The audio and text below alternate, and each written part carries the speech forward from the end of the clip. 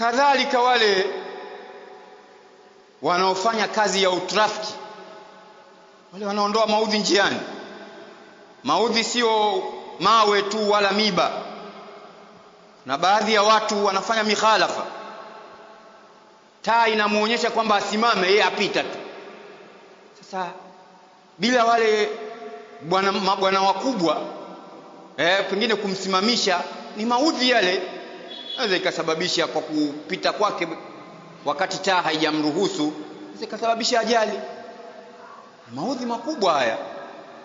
Kwa hiyo hata wale ambao ni matrafiki pia wanachangia kiasi kikubwa kuondosha maudhi njiani. Katika ni moja, ikiwa ana nia nzuri, ni sehemu ya imani.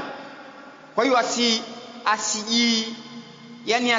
asihisi tu kwamba yuko kazini. Hapana, akiwa anuie kwamba yuko kazini na yuko katika hali ya kuondosha maudhi njiani, anapata thawabu. Akiwa na nia hiyo anapata nini? Anapata thawabu, kuondosha mikhalafati. Kila linalowauzi watu katika njia, basi wewe ukilifanya ni sehemu katika imani.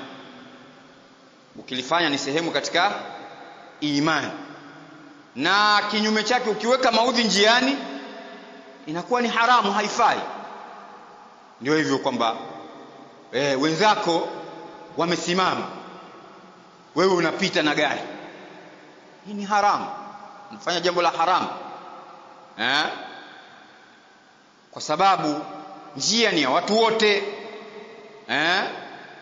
na unapofanya jambo lolote ambalo ni la haramu unawaudhi watu wote, na pia vile vile unaweza ukahatarisha maisha yako au maisha ya mwingine.